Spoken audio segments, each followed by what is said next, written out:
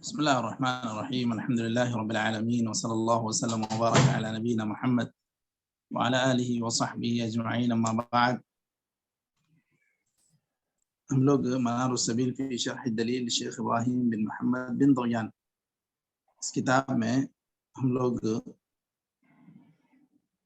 کتاب الصلاة پڑھ رہے ہیں، اور کتاب الصلاة میں باب صلاة الجماعہ، اور اس میں فصل الامامہ، اس کے بعد ایک فصل آ رہی ہے، اس کے تحت تو کوئی عنوان نہیں دیا گیا، لیکن یصح وقوف الامام وسط المأمومین، وہاں سے ہم لوگوں کو پڑھنا ہے۔ آج کا حلقہ نمبر 109 ہے۔ جی شیخ شروع کریں۔ بسم الله الرحمن الرحيم.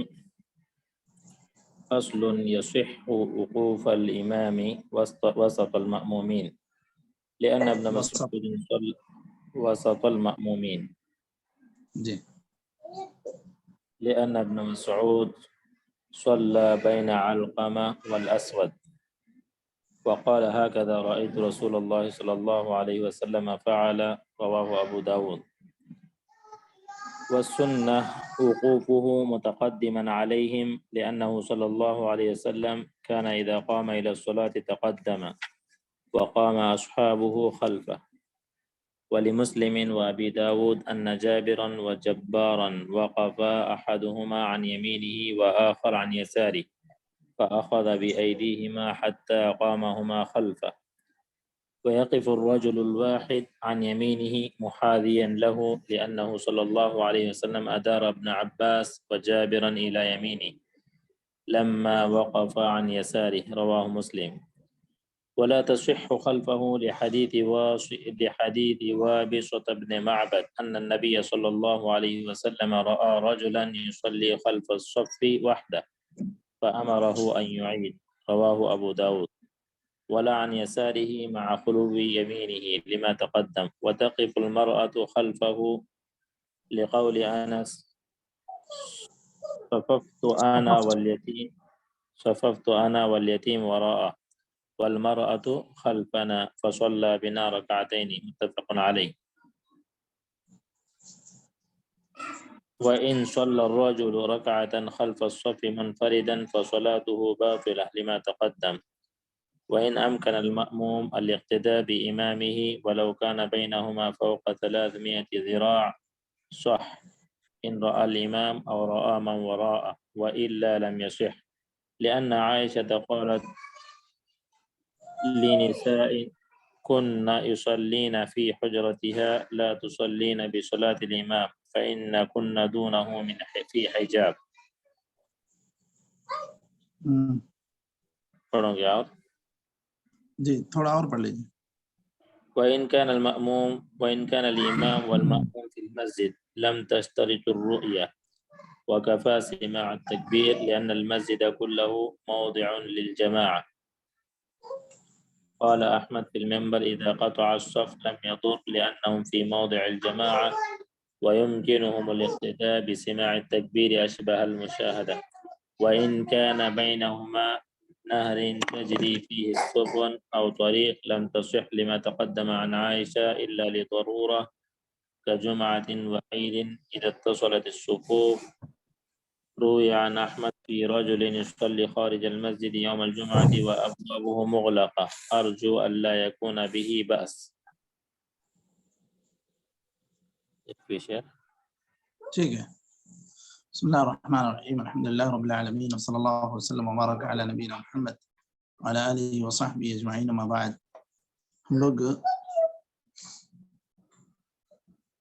منار السبیل فی شرح الدلیل شیخ ابراہیم بن محمد بن ضویان، اس کتاب میں کتاب الصلاة، اور کتاب الصلاة میں باب صلاة الجماعہ فصل فی الامامہ، اس کے بعد والی فصل جو ہے بغیر عنوان کے جو ہے فصل، اور ابتدا ہو رہی ہے یصح وقوف الامام وسط المأمومین، یہاں سے۔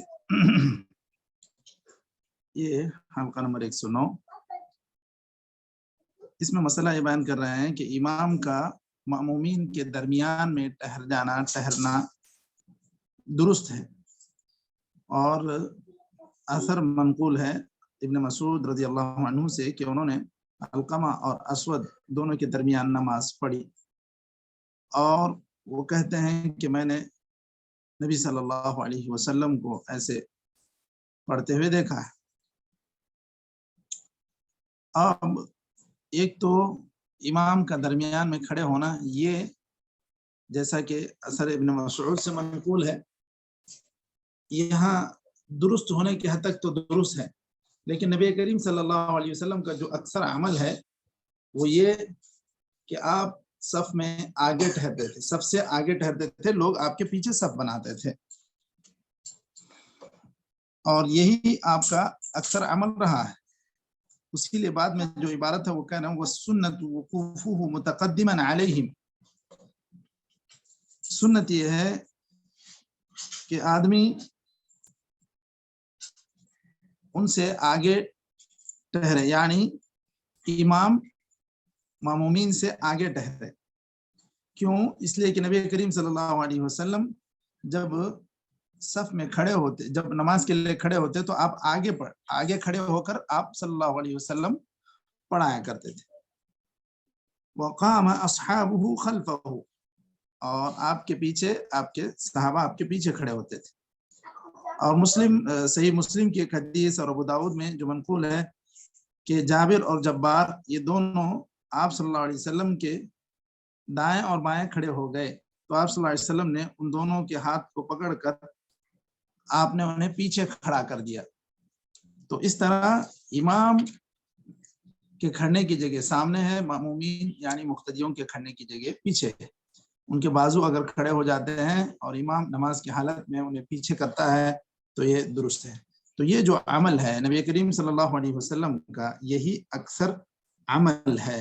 اور اسی طرح جو حدیث حضرت انس وغیرہ سے منقول ہے کہ نبی کریم صلی اللہ علیہ وسلم ہمارے گھر آئے تو آپ صلی اللہ علیہ وسلم نے نماز پڑھائی، تو آپ صلی اللہ علیہ وسلم نے امامت کی، ہم آپ کے پیچھے کھڑے ہو گئے اور آپ نے ہمیں نماز پڑھائی۔ تو آپ صلی اللہ علیہ وسلم اس حدیث میں جو حضرت انس بیان کر رہے ہیں اس میں بھی آپ صلی اللہ علیہ وسلم آگے کھڑے تھے اور لوگ ان کے پیچھے صف بنائے تھے۔ تو یہی کثیر عمل ہے آپ صلی اللہ علیہ وسلم کا۔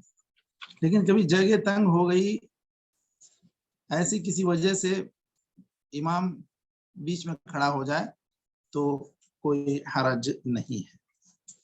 وَيَقِفُ الرَّجُلُ الْوَاحِدُ عَنْ يَمِينِهِ مُحَاذِيًا لَهُ، ایک آدمی اگر اقتداء کر رہا ہے، نمازیوں کی تعداد میں صرف ایک ہی آدمی ہے نمازی مقتدی، تو وہ آگ کے داہنے جانب، امام کے داہنے جانب کھڑے ہوگا۔ کیوں؟ اس لیے کہ نبی کریم صلی اللہ علیہ وسلم نے حضرت ابن عباس کو، اور اسی طرح دوسری حدیث میں جابر رضی اللہ عنہ کو آپ نے اپنے داہنے جانب لا کر کھڑا کیا۔ کب؟ جبکہ وہ آ کے بائیں جانب کھڑے ہو گئے تھے۔ تو آپ صلی اللہ علیہ وسلم نے نماز کی حالت میں، حضرت ابن عباس مشہور حدیث ہے بتو عند خالتی میمونہ، نبی کریم صلی اللہ علیہ وسلم کے گھر، یعنی وہ اپنے خالہ میمونہ بنت الحارث جو حضرت ابن عباس کی خالہ تھیں، ان کے گھر ایک مرتبہ رات میں یہ سو گئے تھے۔ آپ صلی اللہ علیہ وسلم اٹھ کے جب نماز پڑھنے لگے تو حضرت ابن عباس بھی آپ صلی اللہ علیہ وسلم کے بازو جا کر کھڑے ہو گئے۔ کھڑنے میں انہوں نے غلطی یہ کی کہ وہ آپ صلی اللہ علیہ وسلم کے بائیں جانب کھڑے ہو گئے۔ ہونا تو یہ چاہیے کہ دائیں جانب امام رہے گا، دائیں جانب مقتدی رہے گا، بائیں جانب امام رہے گا۔ تو آپ صلی اللہ علیہ وسلم نے ان کو نماز کی حالت میں ان کو دائیں جانب لا کر کھڑا کیا۔ تو یہ اس سے بھی پتہ چلتا ہے کہ امام بائیں جانب کھڑے ہوگا اور مقتدی دائیں جانب اگر ایک ہو تو۔ وَلَا تَصِحُّ خَلْفَهُ، اب جب امام مأموم دو آدمی ہی ہوں تو یہ ایک آدمی پیچھے نہیں کھڑے ہوگا۔ کیوں؟ وابصہ بن معبد کی جو حدیث ہے کہ نبی کریم صلی اللہ علیہ وسلم نے ایک آدمی کو صف کے پیچھے کھڑے ہو کر نماز پڑھتے ہوئے دیکھا تو آپ نے اسے حکم دیا کہ وہ نماز کو دہرائے۔ اچھا، اسی طرح اب امام جہاں کھڑا ہے وہ بائیں جانب، اس کو دائیں جانب کھڑے ہونا چاہیے تھا، دائیں جانب کی جگہ خالی ہے، تو ایسی صورت میں اس کی نماز درست نہیں ہوگی مقتدی کی، کیونکہ وہ غلط جگہ میں ٹھہرا ہے، اس کو چاہیے کہ وہ دائیں جانب آئے۔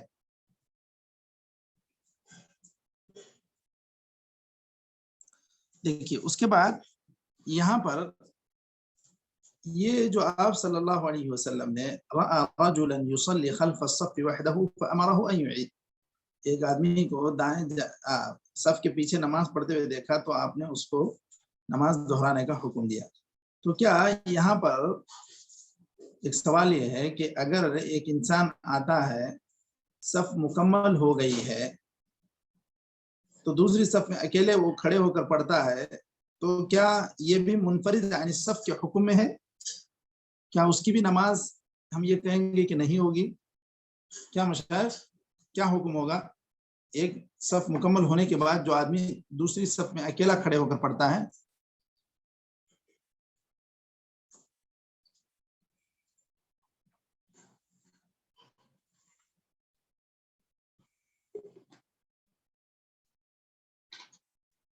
نہیں ہوگا، منفرد کے حکم میں نہیں ہوگا۔ جی منفرد کے حکم میں نہیں ہوگا، صحیح بات ہے۔ کیونکہ منفرد عن الصف وہ انسان جو مثلا جو ہے ایک صف پہلی بنی ہوئی ہے، دوسری صف خالی ہے، تیسری صف میں وہ جا کے کھڑا ہوتا ہے یا چوتھی صف میں جا کے کھڑا ہوتا ہے، تو یہ کہہ سکتے ہیں کہ یہ آدمی منفرد عن الصف۔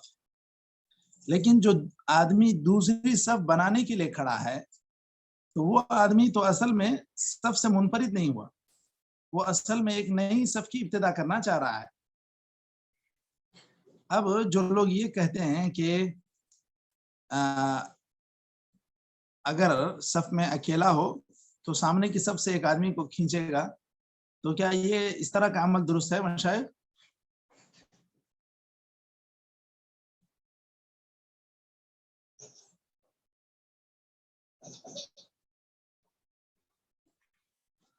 اگر دوسری نہیں صف کھینچنا میں چاہیے۔ جی نہیں کھینچنا چاہیے، کیونکہ جو صف بنی ہوئی ہے آپ اس صف کو بگاڑ دیں گے۔ پھر من وصل صفا وصلہ اللہ، یہ جتنے یہ صف کے ایک حدیث کے کلمات تو ایسے نہیں ہیں، لیکن جو ہے یہ جو دیگر احادیث میں صف بنانے کی فضیلت آئی ہے، صف کو ملانے کی فضیلت آئی ہے، صف کو سیدھا رکھنے کی فضیلت آئی ہے، اس میں یہی کہا گیا کہ صف کو آپ سیدھا رکھیں، صف کو مکمل کریں۔ اس طرح اگر کوئی آدمی کرتا ہے تو گویا کہ وہ صف کو بگاڑ رہا ہے۔ جو آدمی نئی صف شروع کر رہا ہے اس کا یہ مقصود نہیں ہے کہ وہ صف سے الگ تنہا ہو جائے، وہ تو دوسری صف بنانا چاہ رہا ہے۔ شیخ ابن عثیمین وغیرہ نے یہی کہا کہ وہ اس کا ایک عذر ہے، عذر یہ ہے کہ پہلی صف مکمل ہو گئی اور وہ دوسری صف شروع کرنا چاہتا ہے، اسی لیے وہ صف سے منفرد ہوا ہے، دوسری صف میں کھڑا ہوا ہے، اس کو منفرد عن صف نہیں کہا جائے گا۔ ٹھیک ہے مشائخ؟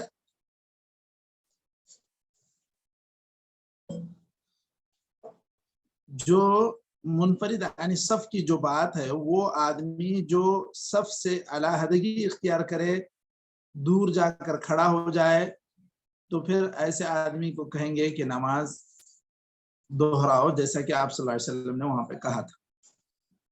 جو آدمی دوسری صف میں کھڑے صف شروع کرنے کے لیے، تو پھر وہ آدمی منفرد عن صف نہیں ہے۔ یہی شیخ ابن عثیمین وغیرہ کا فتویٰ ہے۔ چلیے اس کے بعد دیکھیے وَتَقِفُ الْمَرْأَةُ خَلْفَهُ لقول انس صففت انا واليتيم وراءه والمرأة خلفنا فصلى بنا ركعتين۔ جو حضرت انس کی حدیث ہے کہ نبی کریم صلی اللہ علیہ وسلم نے ہمیں نماز پڑھائی، تو حضرت انس کہتے ہیں کہ میں اور میرے ساتھ ایک یتیم۔ یہاں پر یہ یتیم کیوں کہہ رہے ہیں؟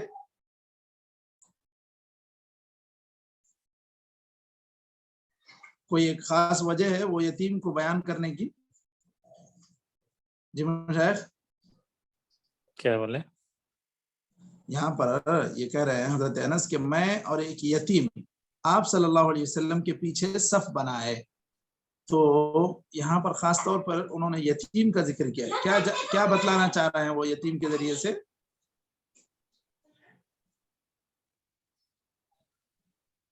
نہیں معلوم۔ جی یتیم کے ذریعے بتلانا چاہ رہے ہیں کہ ایک نابالغ بچہ، اب کیونکہ یتیم جو ہے کب تک یتیم ہوگا؟ بلوغ سے پہلے یتیم، بلوغ سے پہلے تک ہی وہ یتیم ہے، جب بالغ ہو جائے گا تو اس وقت وہ یتیم نہیں کہلائے گا، لا یتم بعد الاحتلام۔ تو یہ بتلانا چاہ رہے ہیں حضرت انس کہ بچہ اگر صف بنائے گا تو بڑوں کے ساتھ صف بنا سکتا ہے، بچہ بڑوں کے ساتھ صف بنا سکتا ہے، جیسا کہ انہوں نے آپ صلی اللہ علیہ وسلم کے پیچھے صف بنائی، آپ صلی اللہ علیہ وسلم کے پیچھے برابر آدمی اور انہی کے ساتھ بچہ تھا، پھر ان کے پیچھے عورت تھی، تو عورت چاہے محرم ہو غیر محرم ہو کسی بھی صورت میں اس کی جگہ پیچھے ہی ہے، ماں ہو بیٹی ہو بہن ہو جو بھی ہو، وہ عورت کی صف پیچھے ہی ہے، پیچھے ہی صف بنائے گی، یہی عورت کی صحیح جگہ ہے۔ وَإِن صَلَّى الرَّجُلُ رَكْعَةً خَلْفَ الصَّفِّ مُنْفَرِدًا فَصَلَاتُهُ بَاطِلَةٌ لِمَا تَقَدَّمَ۔ دیکھیے اگر ایک آدمی صف کے پیچھے الگ تھلگ ہو کر نماز پڑھتا ہے تو اس کی نماز باطل ہوگی، کیوں؟ اس لیے کہ آپ صلی اللہ علیہ وسلم نے جو حضرت وابصہ بن معبد کی جو حدیث ہے اس کے اندر آپ صلی اللہ علیہ وسلم نے ان کو حکم دیا ان صاحب کو کہ وہ نماز کو دہرائیں۔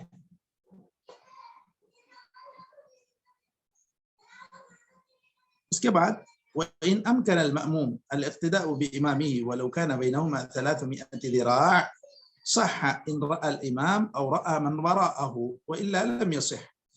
یہاں پر یہ کہہ رہے ہیں کہ ایک صف یا ایک مسجد یا ایک جماعت جو بنتی ہے، ایک کے پیچھے ایک صف بنتی جا رہی ہے، 300 گز تک بھی اگر صفیں بنتی ہیں تو بھی درست ہے، اگر وہ امام کو دیکھ رہے ہیں، مثلا میدان میں پڑھ رہے ہیں، بڑی مسجد میں پڑھ رہے ہیں تو امام کو دیکھ رہے ہیں، یا پھر امام کے پیچھے جو لوگ نماز پڑھ رہے ہیں ان کو دیکھ رہے ہیں، تو ان لوگوں کی نماز، اس کی نماز درست ہوگی جو برابر صف متواصل ہیں، کتنی بھی دور ہوں کوئی مسئلہ نہیں۔ اب وَإِلَّا لَمْ يَصِحْ، اگر نہیں دیکھ رہے ہیں امام کو تو درست نہیں ہوگی، کیوں؟ یہاں حضرت عائشہ کا ایک اثر بیان کیا جا رہا ہے۔ حضرت عائشہ کہتی ہیں کچھ عورتیں اپنے کمرے میں نماز پڑھ رہی تھیں، تو حضرت عائشہ نے ان سے کہا کہ تم امام کی نماز سے نماز مت پڑھو اپنے کمرے میں، کیونکہ تم لوگوں کے بیچ میں ایک رکاوٹ ہے، ایک پردہ ہے، اور وہ ہے کہ صفیں متواصل نہیں ہیں۔ اب اگر یہاں پر دیکھیں مزید اس کی وضاحت یہ کہہ رہے ہیں وَإِنْ كَانَ الْإِمَامُ وَالْمَأْمُومُ فِي الْمَسْجِدِ لَمْ تَشْتَرِطِ الرُّؤْيَا وَكَفَى سِمَاعُ التَّكْبِيرِ۔ اگر ایک مسجد میں جمع ہیں، اس کو دیکھ بھی نہیں رہے ہیں امام کو، تو بھی نماز، چونکہ مسجد پوری کی پوری جگہ نماز کی جگہ ہے، اسی لیے نہ بھی دیکھے، صرف آواز سنائی دے رہی ہے تکبیر کی، یا تو امام کی تکبیر سنائی دے رہی ہے یا مکبر کی تکبیر سنائی دے رہی ہے، تب بھی ان کے لیے نماز پڑھنا درست ہے۔ اچھا، کیونکہ مسجد پوری کی پوری جماعت کی جگہ ہے۔ یہاں حضرت عائشہ رضی اللہ عنہا نے جو منع کیا، یہ نہ تو یہ صفیں متواصل ہیں اور نہ وہ لوگ ان کو دیکھ رہی ہیں، اس وجہ سے حضرت عائشہ نے منع کیا۔ اب اسی بنیاد پر، حضرت عائشہ کے اس اثر کی بنیاد پر دیکھیے آگے ایک مسئلہ وہ بیان کر رہے ہیں۔ امام احمد کہتے ہیں اذا قطع الصف لم يضر، اگر کسی وجہ سے صف منقطع ہو جاتی ہے تو اس سے کوئی فرق نہیں پڑتا۔ کیونکہ پورے کے پورے یہ مسجد میں ہے، مسجد پوری نماز جماعت کی جگہ ہے، اور یہاں صرف تکبیر سننا کافی ہوگا، اور یہ ان کا سننا خود دیکھنے کے برابر ہو جائے گا۔ اب یہاں پر ایک مزید مسئلہ بیان کر رہے ہیں، اگر صفیں اتنی بڑھتی جا رہی ہیں کہ درمیان میں ایک سڑک حائل ہو رہی ہے یا پھر نہر حائل ہو رہی ہے، اس کے بعد پھر لوگ جماعت بنا رہے ہیں، یہ درست نہیں ہے۔ یہ حضرت عائشہ رضی اللہ عنہ کے اثر کی بنیاد پر ہی یہ کہہ رہے ہیں۔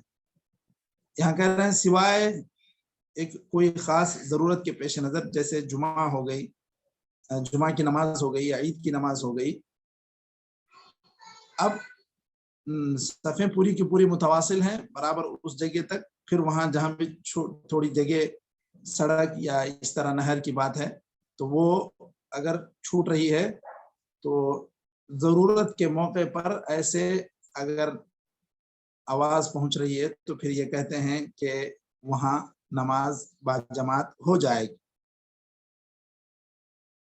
یہاں پر امام احمد سے ایک اس آدمی کے بارے میں اثر منقول، یہ آپ کی رائے منقول ہے کہ جمعہ کی نماز وہ پڑھ رہا ہے، مسجد کے پورے دروازے بند ہیں اور وہ باہر پڑھ رہا ہے، تو امام احمد کہتے ہیں کہ کوئی حرج نہیں ہے، جب تک وہ تکبیر سن رہا ہے تو کافی ہے۔ تو سننے سے انہوں نے بات کو معلق رکھا کہ صرف سننا یہ خود کافی ہے۔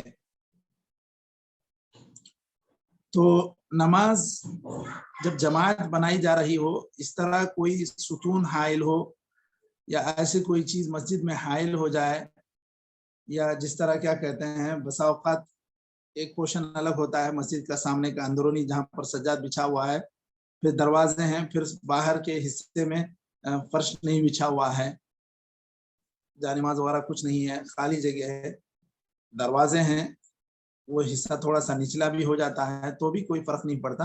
اس طرح نماز مسجد میں پوری کی پوری جتنی بھی صفیں ہو جائیں وہ ہو جائے گی۔ اسی طرح نماز مسجد سے باہر بھی اگر صفیں نکل آتی ہیں، وہ لوگ نماز کی آواز، امام کی آواز کو سن رہے ہیں مائک وغیرہ کے ذریعے سے، تو بھی صفیں ہو جائیں گی، نماز با جماعت ہو جائے گی۔ ایک اتنا لمبا اگر فاصل ہو جا رہا ہے کہ جس میں بیچ میں راستہ وغیرہ اگر پڑ جا رہا ہے تو پھر ایسی صورت میں یہ درست نہیں ہے، یہ بات وہ کہہ رہے ہیں۔ چلیے تو یہاں تک ہم لوگ آج یہاں تک رک جاتے ہیں۔ وَكُرِهَ عُلُوُّ الْإِمَامِ عَنِ الْمَأْمُومِ، یہ یہاں سے ہم لوگ انشاءاللہ آئندہ حلقے میں پڑھ لیتے ہیں۔ نکتفی بهذا القدر، وصلی اللہ وسلم علی نبینا محمد وعلی آلہ وصحبہ اجمعین۔ السلام علیکم ورحمۃ اللہ وبرکاتہ۔